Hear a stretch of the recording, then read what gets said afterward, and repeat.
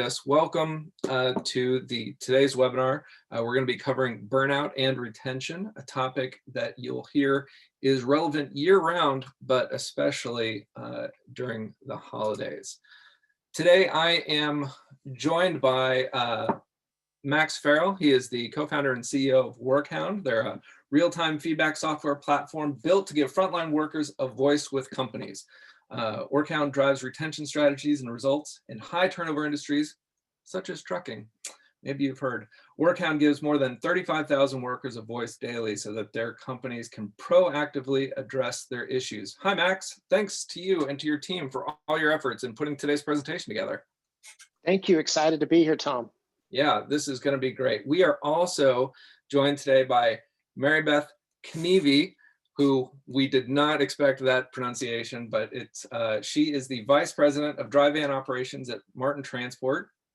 She brings 17 years experience in the trucking industry. She started at Martin in 2011 in the sales department and was promoted to Vice President in 2018. But over the last few years, Mary Beth's transitioned to overseeing the entire dry van division at Martin. Mary Beth believes that developing strong relationships with her drivers and customers has been essential to her success personally and professionally. Mary Beth, thank you so much for joining us and sharing your approach and experience at Martin. Excuse me. Absolutely. Thanks for having me, guys. Appreciate it. This is going to be great. And finally, if you don't know me, I'm Tom Chamborn. I'm the VP of Marketing here at Instructional Technologies. We've been providing computer and online training to the transportation industry for more than 25 years, with an emphasis on high quality, engaging content, and a mastery-based training approach that provides a liability shield for fleets. But enough about us. Let's get to the agenda. Today, we are going to be talking about the definition of burnout and the associated hazards that come along with it. We are also going to be talking about sort of the road to burnout, how to identify it within your team, as well as how to overcome it. So let's start with this wonderful image from our road rage course. What is burnout? Burnout is a clinical phenomenon that rather than just a feeling that we tell drivers to get over, there's actually a psychological path that gets there. And there's a lot of information here on this slide. Again, we will be willing to share this with you, but I'm just going to jump into this because for drivers, through this University of Arkansas study that they did, they studied burnout and they found that there are 3 dimensions to it. And it's caused through unaddressed and ongoing stress. So essentially it impacts their personal life, it impacts their health, and it impacts their job performance. And they experience each of the 3 dimensions in a specific order. And those dimensions that we're going to talk about and how to avoid them, what causes them. The first one is exhaustion. And now we're not talking here just a case of the Mondays, but a nearly impossible to overcome feeling of just, I can't today. And that is obviously not a positive thing for your fleet. The second one is cynicism, and a feeling of distance or negativity toward your job. It could be aimed at the company and could be aimed at the industry as a whole. We lose a lot of drivers to other industries and whatnot. And the last one finally is, this feeling of this dimension, I guess they call it, of inefficacy, which is a really fancy word for basically you have a driver who stops doing their job well and starts doing their job poorly. But really, that obviously we care about our drivers and we want them to succeed. We don't want them to walk away from their trucks. Any one of those stages are going to be expensive and frankly risky for your company. Cynicism causes a damaged company culture. Inefficacy and exhaustion lead to an increased risk of crashes and of injuries, of productivity lost, and ultimately turnover. So this was a real quick explanation of what burnout is. So I'm going to pause here real quick and jump to our team. See if I can put it in a gallery mode so you can see all of us. See if I can remove our hidden, whoops, not that one. Well, anyway, we get a blank square there with Katie. Let's talk a little bit about the impact and the scope of this burnout problem that we've had. And Mary Beth, do you mind if we start with you? Have you seen this kind of burnout in your fleet or in the industry as a whole? And what kind of impact have you seen there? What's the scope of this? Is this a big problem? Yeah, I think that every fleet experiences driver burnout. I think that driver burnout also is a year-long crisis within our industry, that is heightened during the holidays and in the fourth quarter. And then you throw in a global pandemic around it, and it can become a recipe for disaster, really. So things that, that are important to remember. It's an important time to express empathy during these uncertain times to really suppress the burnout, that for your drivers or, drivers in general in the industry. It's definitely something that is very real and something that that we have to think about and make sure that we are using those empathy tactics every single day when we're dealing with our drivers. Yeah. Max, Mary Beth mentioned it's a year-round problem that's really compounded during the holiday. With y'all's data, is there a seasonality to burnout? Does the data show that? Uh-oh.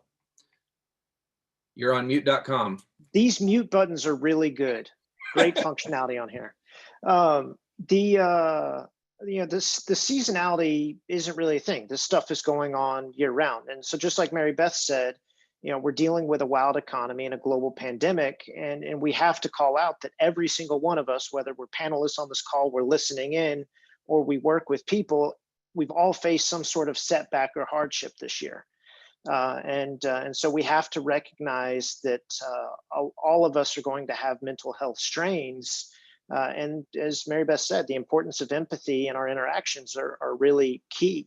And so as we did look at our data, especially in Q3 to see, was there an increase in critical comments? It really stayed stagnant throughout the year, where there wasn't a big uptick. And so what that tells us is that we have to pay attention to the little things, because the straw can break the camel's back at any given point for someone that is feeling burnout. And for some people, they have a higher tolerance of what they are willing to put up with.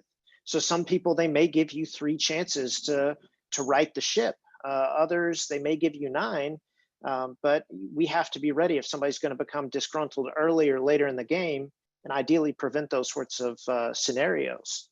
I know that we were talking about the impact of burnout and company culture being one of those things that's at risk. And if you have a disgruntled current employee or former employee, there is some chance that they're going to go out and vent externally about their frustrations, because that's how they want to control a situation they may have lost control on. And so that's where companies have to really roll up their sleeves and think about, how do we ensure we don't get to those points in the future? But if they are, how do we make sure we control the message, get ahead of the curve, and capture that data and the feedback of those drivers ahead of time? So those are some of the things that we've seen and what we're thinking through. And you're on mute now. You knew that was going to happen. It just, I couldn't leave you alone to be the only one to do that. So Mary Beth, it's your turn next. We have also, we've found in the course of our research that, the holiday season and the winter season, frankly, is a big problem area when it comes to burnout. The shorter days, longer nights, especially this year with the Shipageddon going on, everything is being delivered to my house. I haven't had a day in the last week where UPS, FedEx, or Amazon hasn't dropped something off at my house. The workload has been it's very high. And so it does lead to, sort of an increased level of burnout during the holidays. And we have to figure out ways to manage that. So let's jump in. I'm going to go back to the presentation here. And Max is going to walk us through the 3 different dimensions. We're going to stop after each one of these dimensions to talk a little bit about each one. So let me go back and make sure that I choose the right one. All right, I believe we are hopefully sharing the right one. So we're on impact to burnout. Let's move to the next Oh, slide, and then we will right. be in business. There we go. Wonderful. So there are 3 dimensions of burnout, and the first one that we want to make sure to dig into is exhaustion, and it's the earliest warning sign of burnout that can lead to turnover. And so at WorkHound, as we looked at our critical driver feedback, we saw that in our analysis, home time was the most urgent trend and most often cited missing out on family time or exhaustion. Because if you think about drivers, they are dealing with variables often out of their control every single day. And the data shows that exhaustion is a major contributor to accidents, according to FMCSA. Specifically, I believe it's, I think 13% of accidents are of large truck crashes, according to FMCSA, are associated with driver fatigue. And although I know some of you are seeing what drivers are dealing with daily, I did want to share that this is a real comment that we received from a driver earlier this year. And he said, my dad passed away and still trying to get home, need a better way than this. We as drivers need to open up an account so when something like this happens, we can get home sooner. And we know in the trucking industry, home time is a big issue, but this year has showed us that it can really be a make or break between getting to see a loved one for the last time or not. And people will remember how they were treated this year, and that will become a company's brand, whether good or bad. And so now I want to cover a couple of the recommendations that we have around exhaustion. So when drivers are showing some of the indicators that we just mentioned, a few different resources that can help you overcome burnout are things like just getting drivers home on a regular basis and paying attention to those drivers who are exceptionally exhausted. We also encourage providing mental health resources to aid in coping with distance and loneliness. Also offering resources to help drivers when they're sick, especially when they're far away from their primary care provider. We believe it's important to provide the training on recognizing signs of fatigue, distractions, and road rage, because often, especially in this industry, there is a machismo about being a professional driver, and we have to coach people on being comfortable calling it out and raising your hand when you're not at the top of your game, and then also over communicating about how to navigate company benefits, especially ahead of the holidays and open enrollment. So yeah, I would love to get your take, Mary Beth, on some of these things. What are some of the things that you do or you see some of your peers do in order to get ahead of exhaustion with drivers? Sure. And Max, thanks. Just to piggyback on some of your bullet points as far as, what is important for driver care in the industry, having resources for these drivers when they're out on the road, things like teledoc. If they're sick and away from home, they can, get on the phone with somebody and talk to a medical professional. As far as mental health, there's, platforms like LifeWorks out there. Again, a resource where they can call and talk to somebody. Having HR personnel in your terminals. Again, drivers tend to get to a terminal every, week, or maybe it's a couple times a week. There's somebody there that they can talk to in person. That's not their fleet manager, not somebody that's necessarily their boss. Somebody, a neutral party like an HR manager is obviously a very important resource to have. And then, using your platform, Max, the WorkHound platform, where drivers can kind of go in there anonymously and, express their concerns and their thoughts. And maybe it's just a sounding board for them to get something off their chest. And I think that all of those are obviously very important to try to mitigate some of that driver burnout. Just having a place for drivers to feel like they have somewhere to go, no matter what their symptom at the time may be, if it's a mental symptom or, just they're upset about something, or, if it's a health issue.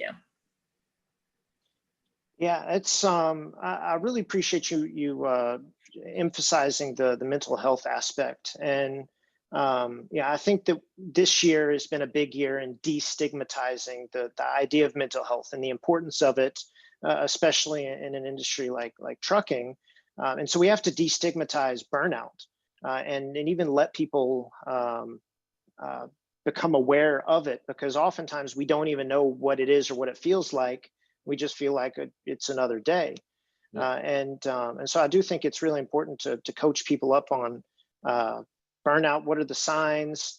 And once people are equipped with it, then they know when to raise their hand to seek assistance and support. I mean, Tom, is that been your take on what you've seen in companies trying to get ahead of burnout? Yeah, absolutely. When we talk about exhaustion, we talk about sort of the symptoms of it. Two of the biggest ones are, literally feelings of fatigue, as well as distraction. And, obviously road rage, as we had from, sort of the somewhat amusing first image that we had there. But, when we talk about fatigue and distraction, and there's sort of, buzzwords that get tossed around in the safety industry, I'll just share a couple of quick factoids. Missing 2 hours of sleep, because you're going over your job in your head, you're not sleeping well. It doubles the chance that you're going to be involved in a crash. If you only get 4 to 5 hours of sleep, their odds of getting into an incident are the same as if they were driving drunk.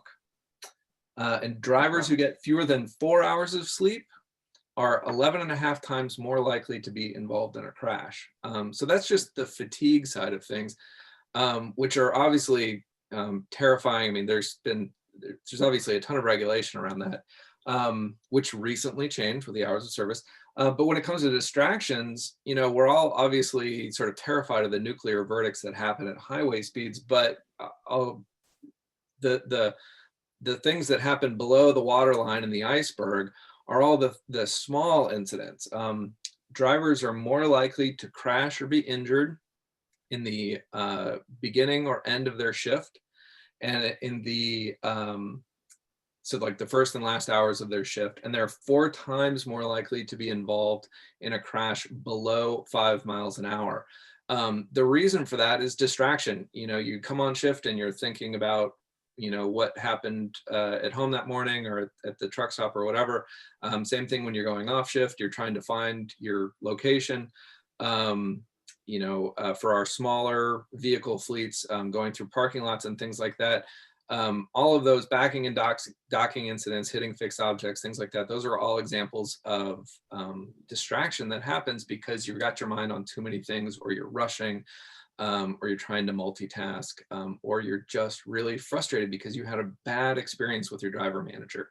So one of the things that we try to do is provide training, not just in focus, but how to recognize when you are feeling fatigued. How do you recognize when you are distracted and you're getting overwhelmed and you're starting to skip some of those safety steps? So a big part, obviously, that we feel in this whole conversation is recognizing what's happening in that driver so that they can self-regulate themselves. Yeah, that's a really great point. Yeah, it's one thing to recognize, and it's another thing to be able to report it, because unfortunately we are a virtual and remote workforce right now. All of us drivers have been living that, but now it's even worse with fewer people at terminals or at a headquarters for a specific company, and so we're missing that body language or those facial cues that we look at to see how somebody really is doing. So it is figuring out, are we getting feedback from someone to understand what their issue is? Are we giving them the tools to raise their hand? So I really like the perspective you're sharing of making people aware in order to do it. Yeah. So shall we jump into cynicism? Let's. All right. So the cynicism is the second dimension that we want to make sure to talk through in regards to burnout. And as we mentioned earlier, as we look through the feedback on WorkHound, nearly half of the drivers who submitted comments labeled as critical are in this dimension of burnout. Oftentimes, they feel like they are second-class citizens. So when we looked at our data, about 45% of critical comments were about people or communications. And so these are feelings that can be identified in feedback about interpersonal conflict or departmental conflict, challenging communication styles, feeling disrespected or undervalued, a lack of psychological safety. And an example of a comment that we saw was the management and front office and production don't care to make things better as a team. Not serious about the pandemic, front parking lots full of trash and used PPE is everywhere. So this is where the jadedness starts to kick in, the sarcasm, the skepticism in some of the comments that we see from people. But there are a lot of ways that we can try to overcome cynicism and that dimension of burnout. So I want to talk through a couple of those. So the first one is ensuring a market alignment with wages, because drivers are seeing the pay offerings for every trucking company nowadays. It's on the back of trucks, and I'm betting they're also seeing the ads directly to their phones. And so it's important for carriers to both do what they can to ensure pay equity, but also communicate how pay works. In addition, we want to promote respect for drivers. Mary Beth gave a great example for ways that empathy can be provided. And I think Martin's done a great job at creating some building blocks there. But additionally, it's important to set an example among your team to speak about and show drivers respect. Some companies may host in-person or virtual events where drivers can get to know their coworkers, or especially the driver manager they're working with. Yeah, empathy has been something that we've mentioned in this conversation, and we believe that it's important to have the office staff to have empathy with drivers. So new employees doing ride-alongs and spending time on the road is crucial. And this goes for training as well. It's important to know if you're on the office side of things, understanding what the driver training experience is like, so you understand from both sides what's going on. And another thing that we've seen is helpful is scheduling extra time with new customers or stressful accounts to ensure expectations are aligned for both drivers and the customers, because misaligned expectations is a quick track to burnout. We also see companies, they'll assign safety and operations training to managers and dispatchers, so everyone's playing by the same rules. And then finally, it does come down to communication and having no information voids, and embracing communication training and reminding people about big changes as soon as possible. So if business is getting interrupted, call it out and say, things aren't going well, here's what we're doing to get it back on track. Or it may be during the pandemic, companies have been over communicating, and I believe that that's really brought organizations a lot closer to their people, and that's what you want in becoming a carrier of choice. And so I want to jump back to the group here. As you think about cynicism and which can be skepticism, jadedness, Mary Beth, I'll start with you. How have you thought about those sorts of things and combating that in order to be a carrier of choice? Yeah, thanks, Max. You had, you had a lot of good points, and I think it just goes back to, some core values as far as communication goes to your drivers, the respect level, and making sure everybody treats everybody fairly with respect, and then really building a culture around those two fundamental things. You mentioned virtual events for drivers. I think that's something that's awesome that we can all, take time to do, and that we should do, especially now in the environment that we're in where, I personally haven't traveled since March, so, getting out to see people on the front lines being accessible, that has been, something that has been taken away due to the pandemic that we're in. So doing those virtual events and things like that. You mentioned, pay and communication and there's a million jobs out there for truck drivers with a million different pay programs. So just using that as an example, making sure that you're clearly communicating the expectations up front, so there is no confusion, or a driver doesn't feel like he's being lied to. And at the end of the day, drivers really just want the respect, the communication, and they want to be compensated fairly for their time. So I think that that's things that we all have to remember in the industry, that at the end of the day, they just want some few fundamental things to make their lives easier out there on the road. Yeah, that's really a great point. And Tom, from your side of things, how have you seen companies trying to combat cynicism? Yeah, that's Mary Beth's points are really good. Like the understanding of the pay is probably one of the biggest things that that we as a training company can do to help people understand things, and our fleets that take an idea that training isn't just something that happens during orientation or onboarding, but they actually use it to train throughout the year, and especially getting ahead of the holidays, to make sure that drivers understand their pay, the home time policies, where they can go when they have issues. All that stuff has to happen on a regular basis, because it's important obviously when somebody comes in, but it needs to be reinforced throughout the year. And we talked a little bit about empathy, and Mary Beth shared with us this this empathy map that she used to train her managers, and it's great because when you read through it, so much of it is about listening, really listening to those drivers, and figuring out to how do you get sort of beneath the surface. That is, I think that shows some exceptional leadership there, and really helps to make sure that when there is an information void, that the driver knows where to go, and they feel confident that they can turn back to the fleet and ask a question and get a good answer. Yeah, it's the jadedness can come when you often feel like you've been ignored, and that nobody's listening, and so you get a little more edgy to see if somebody's listening as you get more bold in some of your responses. And so we definitely see some sarcastic comments when we review the feedback on WorkHound, but oftentimes it is just somebody wanting to be heard and wanting a response. And I think where a lot of companies get hung up in creating a feedback loop with their people is being able to recognize it's okay if the answer is no, and you're not going to change something.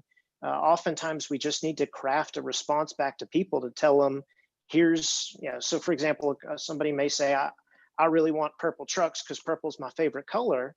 And you can say, well, our brand colors aren't purple and they have low resale value, so we're not going to do purple trucks, but we appreciate you sharing. And hopefully you understand our position. So I think that that's a key thing that we have to keep in mind when it comes to that, is that sometimes just responding shows respect, and it's the little things that can go a really long way. Max, I'm kind of curious a little bit about some of the WorkHound stuff. I am kind of a little curious, when you are getting these really critical comments back, you guys have a way to sort of grade those in terms of urgency, right? Because that seems like a really important sort of thing where, between somebody who's, I'm asking for a purple truck, I'm a grown up, I realize that that's not likely going to happen, as opposed to, I need to get home because my dad has COVID. Two very different, levels of urgency there, right? Right. Certainly, yeah. We want to help turn signal out of the noise, and understand where do we need to focus our energy if we've got hundreds or thousands of people on our team and we only have 10 minutes to get a pulse on our people. Which ones do we act on first? And so, yeah, we certainly want to segment feedback based on what is an urgent issue or an important issue, so that you can prioritize. So if somebody says, I'm about to quit, or I've had it with this place because my driver manager keeps cursing at me, and I'm looking for another job, we want to prioritize having those sorts of conversations, because that can be the difference between someone staying with us or us looking at an empty truck against the fence a week from now because we were too slow to respond. So to be a carrier of choice these days, it really is about creating proactive communication strategies. Outstanding. All right, before we jump into inefficacy, I just needed to have my visual gag of my cynical coffee mug here, of my meh coffee cup. There we go. All right, so now that I've done that, we'll go back. Oh, wow. I'm gonna have to up my coffee game now. So the next group that, or next dimension around burnout that we want to make sure to cover is inefficacy. And it's all about feeling unproductive or incapable due to a lack of skills or resources. And there's plenty to be confused about when it comes to ever-changing government regulations and COVID-19 lockdown. Uh, I've been asked by people before, why is trucking such a hard industry for professional drivers? And what I've told people is that the entire burden of the supply chain is on a driver's shoulders, and oftentimes there's not much they can do about it. They can't control hours of service, or the weather, or construction, or shipper times, and that can lead to a lot of frustration if you're expected to do a job, but the majority of the variables around that job are out of your control. And so we have to recognize that. Often we hear about drivers saying that they were lied to by recruiting. And it's a big problem because in this scenario, it breaks trust with the entire company. And that alone is an obstacle for motivation. Why would you want to do more for a company where you feel like they're already doing you wrong? And drivers also feel inefficacy when it comes to a lack of professional growth opportunities. We're all humans, we're all hungry to grow and learn and become a better version of ourselves. And so once drivers feel ineffective or unproductive, they are more likely to seek a new employer, job, or career. With a critical need for more drivers in the industry, this really should be a top concern for us. And there are a couple things that we can do to start to address inefficacy head on. So, first off, we mentioned it earlier, but we have to make sure that expectations are clear and how drivers can succeed at your company. So oftentimes we make sure we see that companies will make sure that they're aligned on communication styles, home time, equipment, and then also expected amount of money to be made. And if you cover bases on those handful of things, you're really starting off on the right foot. Another challenge that is continuing to evolve is government regulations. They're confusing and they continue to change. So that's where training really does become helpful to demystify those regulations and provide confidence to drivers in their understanding of current events that would impact their work. We also see companies will provide social support to establish that the company really believes in a driver's individual success. And this can come in a lot of different ways, making sure to recognize people, checking in on them, and giving them an outlet to share feedback. We also see that to aid in professional development, you can offer training seminars or stress relief programs, wellness programs, continued skills training, and company events to get together. Also, driver managers should be encouraged to adopt management styles that emphasize appreciation, recognition, and building self-worth. And we've talked about it before, but pay can often be confusing. And as Tom mentioned earlier, offering the ongoing training and reminders about how pay is calculated, whether it's benefits, home time, equipment, and loads, and tying it all together is crucial. And during orientation, drivers are learning a ton all at once. They're not going to remember everything. So we have to make regular training a habit so we can be confident in the knowledge about the carrier. And so we also need to ask for feedback, following the communication chain of command. So when drivers want to share, they know where to go. And if somebody has the gumption to ask, we should respond. So I want to jump back to the group here. So in efficacy, usually somebody's extra jaded. Their arms are crossed like this. They're thinking, I'm pretty much done with this place. So from your perspective, Mary Beth, what sort of things have you all done when someone is feeling flustered like that to get ahead of the curve? Yeah, I think all the points that you made are great. They're points that everybody should adapt, within their company. But it goes back to, just basic things, right? The communication up front. You mentioned, drivers and orientation.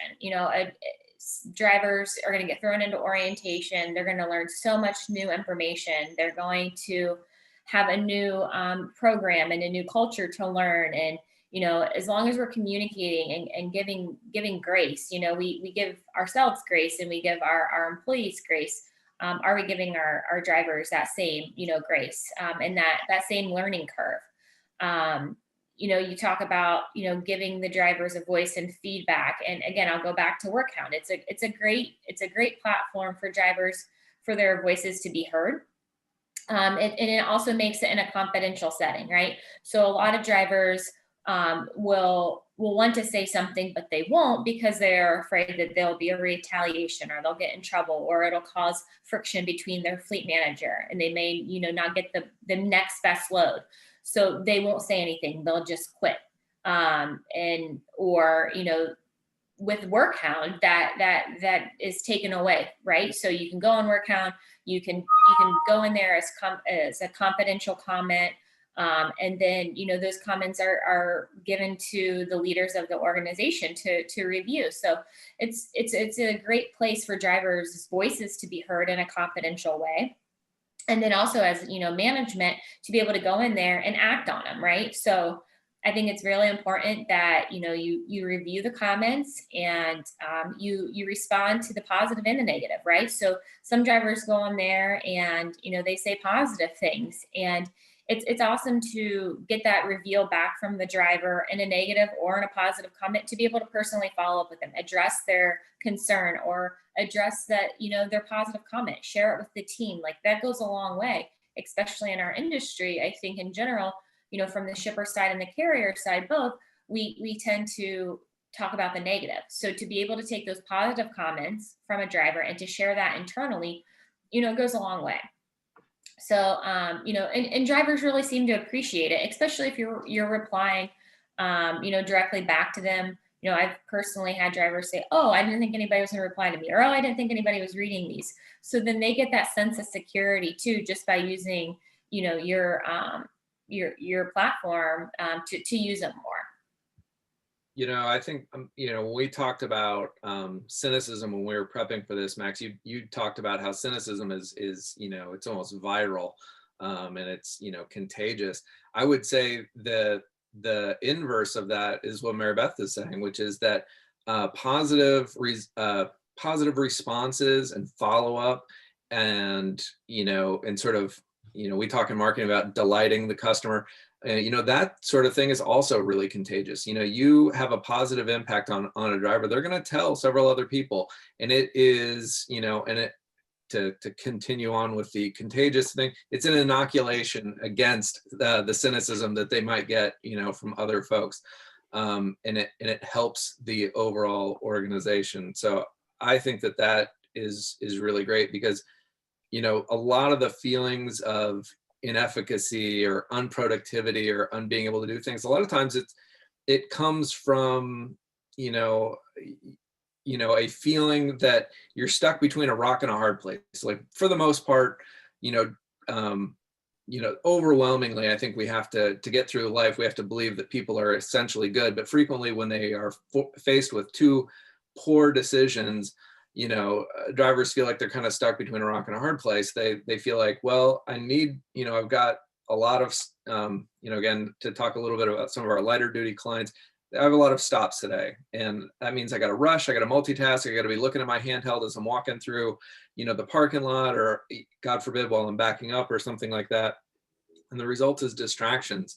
When they bring that stuff up, they need to have a positive outlet. They need to have a workaround. They need to know, yeah, you know what, we see that your route is getting a little crowded. We're going to, bring on an additional driver. We're going to split that route for you guys. I think that all of those are examples of things. And then the last thing when it comes to efficacy, and especially training, is Obviously training and knowledge and a skill gap is, that's the bread and butter for what we do at ITI. And we can have a big impact on that. But there's also something that we talk about frequently, which is an attitude gap. And that's, I don't want to say no training is going to help that, but, because it should engage them and it should show them like why it's important, not to speed, why it's important not to be distracted. But if they see other people in the company playing by a different set of rules, then it doesn't matter what you've told them in training, they're going to follow what other people are doing. So it's really important with your company culture to make sure that that training gets, passed around to all the drivers, that everybody's getting a consistent message, and that your driver managers and dispatchers are also following that and living, sort of living the rules, so that people can make safe decisions. Yeah, that's well said. Yeah, I think for both of you, Tom and Mary Beth, the takeaway that I have from your comments are that consistency is key. Mary Beth, you mentioned about how inside the office we may give grace, but that doesn't extend over to drivers. And if we're wanting the expectations and uniformity across the board, we have to fill that attitude gap, to use your phrase, Tom, and give that grace and make sure that we are empathetic and connecting the dots. So I really appreciate you all sharing your thoughts there. At this point, Tom, is it a good time for us to start capturing some questions from the audience? Yeah, absolutely. I'm going to see if Katie, are you still with us? Oh yeah, she's there. All right, let me see if I can. So it does look like there's one question that I see came in. Yeah, Mary Beth, this is for you. Can you talk a little bit about the thought behind creating a framework for driver empathy? Yeah, so I created this probably a little over 2 years ago. We Martin Transport's been around for next year 75 years. So we've had this company is a strong foundation, but about 5 years ago, we started the dry van division, and we started it from the ground up. And I had to hire a lot of new people, and a lot of those new employees were supply chain grads, even some interns that got their feet wet in the trucking industry through an internship. So I created the empathy map because there's such a huge gap between not only age, demographics, anything that you can think of between a college kid and a truck driver. So I created it because not everybody has empathy, right? So I wanted to be able to give them a resource and a map that they could put on their desk and think, okay, I have to take a step back and have the ability to understand what this driver is expressing to me, or what he's saying, or what his or her feelings are. And it's about listening and taking that step back and seeing things, and then following up with what you're going to do about it and how to relate to their feelings. So I had this young team, and I had this group of drivers, and I had to bridge the gap somehow. And I thought empathy was the best way to do that, and to give my employees, my office employees, that roadmap, basically, to be successful in dealing with a driver that has been driving. We've all heard it. I think, I've been doing this as long as you've been alive comment. So I wanted to give them some tools to be able to successfully communicate with their drivers. And then, like I said at the very beginning, we have to have some empathy with each other, right? Especially this year. It's come in handy. Yeah. I've one of our the person who runs our client services team, she has a big sign up in our client services room that says, people don't care what you know until they know that you care. And I think that that's a really good point. It's you can go a long way by asking people questions and getting a sense for how they're feeling about a situation, and before you dive into the meat of what it is. I think that approach with empathy is a huge part of every bit of manager training. And I think that that's a really smart approach. You just because you hire somebody to manage drivers doesn't necessarily mean, hopefully they have some sort of management training, but you can always be improving people's management skills, and especially people skills. And those are things that can be taught: how to ask questions, how to provide feedback in a positive way, how to close with commitment.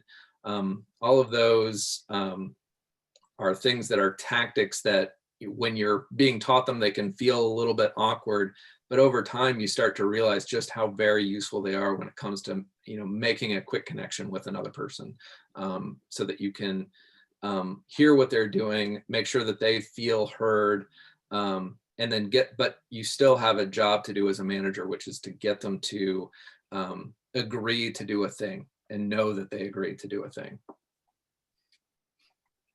So let's see. That's a great point. Let's see, looks like we had another question about what kind of warning signs do we see in driver burnout? I guess that would come both in terms of comments, but maybe other places as well.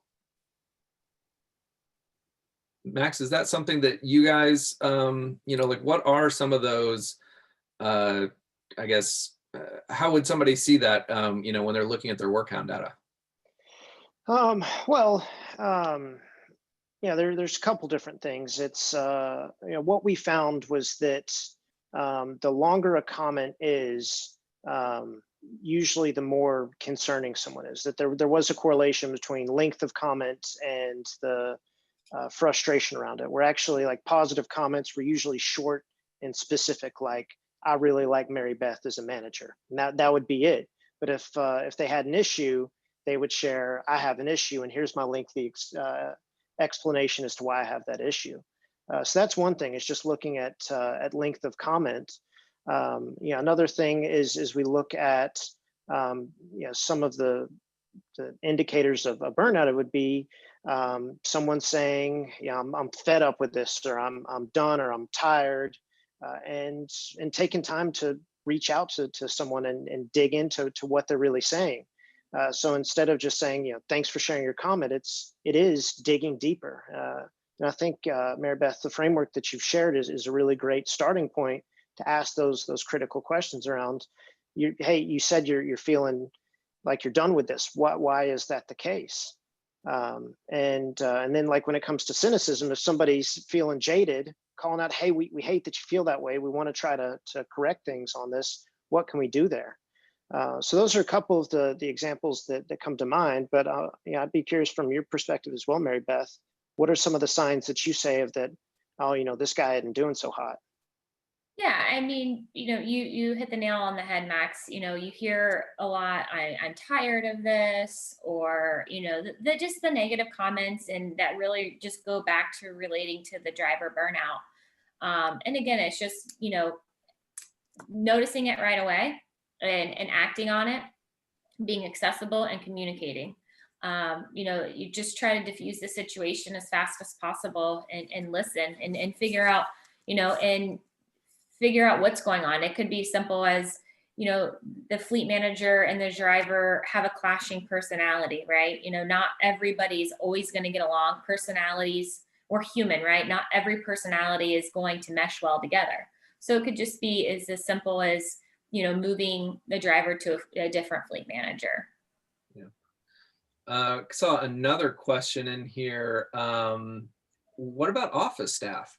How do you recommend working with carriers who have burnout office staff? This has certainly been, a major change for those folks as well during 2020. What should we do?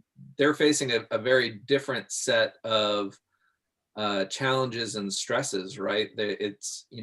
While they're not out on the road, many of them are on the front lines of receiving a lot of those, those heavy comments and, the frustration, both, and they're getting it from both sides, right? They're getting it both from the drivers as well as from the clients. Do you think there's, what can we do to help the office staff? From our side, it's been forcing people to take breaks. Like I know for myself and my business partner Andrew, we're really bad about it. Where we've instituted mandatory days off across the company, where people just need to stop and take a break. And there's no meetings scheduled. We don't encourage anyone to do work, and because similar to destigmatizing mental health this year, like, people have to take time for themselves, and not just to go do errands for the day, but just to like spend time with their significant other or their family, to binge watch a TV show if they need to, just to call it out that it's okay to take time instead of trying to be a superhero. And quite frankly, we have, since we've implemented taking more time, we've been more productive as a company. And there's a lot more we can improve there, but just calling out that you should take time instead of being stubborn and saying, you're weak if you take some time is a really good step in the right direction. Mary Beth, what about from your take? Yeah, I would agree with that because, you think about it, trucking it's a tough business to be in all the way around, and it's long hours, and it's a stressful environment, especially during the holidays, and throw in a global pandemic and panic buying, it makes it 10 times more crazy. And you think about it before this, at least you had that commute, you had that 30 to 45-minute commute where you could get ready for the day and just, listen to your podcast or music. And then same on your way home, you have that time to decompress a little bit before you start your at home at life duties. Now we have no time. You wake up, you do whatever you need to do, and you're right into your office, and it's almost like you immediately start working. You don't have that time to get ready for work or wind yourself down to get ready for home. So yeah, same to you. We stress the importance of breaks and lunch. And I can sit here and work the day away, and all of a sudden I notice it's 3 o'clock. So encouraging employees like to make sure you take your lunch today. Take a half day if you need it. Take those days off. Use your PTO. Things like that too, and making light of the situation. Obviously we're all connected now virtually, so using platforms like Zoom where you can get together with your teams and have that interaction where you're not talking about work, but you're just talking after work, like a virtual happy hour or whatever, it may be, really try to bring light into the situation when we can't obviously be together, because that's the fun part. Yeah, I'm glad you bring up the virtual happy hours. Our team is, Catherine from our team has done a great job doing things. We've had a hot sauce tasting challenge. We've had a show and tell. We even had a virtual talent show. So it's been fun to see the team in ways outside of the work. Yeah. I think we need to add those ideas to our resources slide that we send out to people, because you guys shared that list of those sort of team building things that you guys have been doing via Zoom, and they were brilliant. They're super interesting. I think the other part with office staff that is a big change for people depending on where they live and the impact of COVID is, having kids at home and having to deal with their homes, their homeschooling and being essentially a part-time teacher's aide, dividing that if you've got a spouse who's also working. All those things definitely result in that sort of stuff. Let's see, it looks like we had another really good question that I think we should end on here, which is, how do you get buy-in from your high-level leadership to adopt the theories y'all are talking about today? I agree so much with what you guys are saying and would like to present this to our leadership group. Can you talk a little bit about how you work this up the sort of corporate flagpole? Mary Beth, why don't you take a first crack at that? I just think it's a culture thing, right? And it's important that you give these ideas and these things like an empathy map, and you present it to your high level leadership.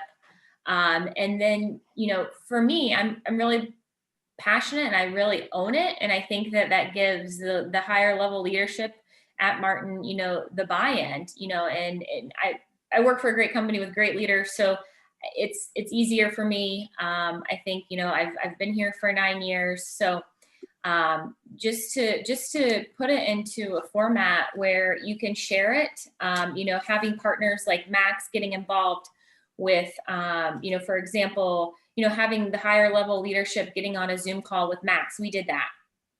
And, that just gives another level of buy-in. They understand Max and his company and the product. So, that's another way of doing it. Just getting your partners involved and having these meetings where you can, co-create and share ideas and get buy-ins from both parties is really important. And then, you create that culture below you, and then it kind of expands forward too and above you. So if everybody around you is doing it, and my peers, my counterparts are doing it, then it just becomes a thing where it's a trend. Yeah, we've had a lot of success with getting information like this in, obviously positioning it as training for the management team, right? Like getting those skills that are going to make your frontline managers more effective. And one of the things that, frontline managers need is a better way to keep the pulse on the people that they are managing. And WorkHound obviously is great with that. And then obviously, providing training for them, in terms of afterwards, it's like, okay, well, now I know what's going on. How do I do it? And, there's a lot of management training that's out there, and obviously something that, that we provide a lot of it. When you position it that way, sometimes with executives, it's a little easier to show that return on investment, to show, it's like, we're going to do this as a pilot program with these people, and we're going to show what those results are. And it's about measuring the effectiveness of it. It takes extra work to measure that effectiveness, but when you see, if you put a pilot program together for your Florida group or something like that, and you show that, wow, over the course of the last 6 months, we've reduced our retention, or we've improved our retention rate by whatever percentage, that becomes a real easy sale off the bat. And getting that, off the ground, it makes those executives' jobs easier if you can say, this is what we're going to try, and this is how we're going to try measuring it.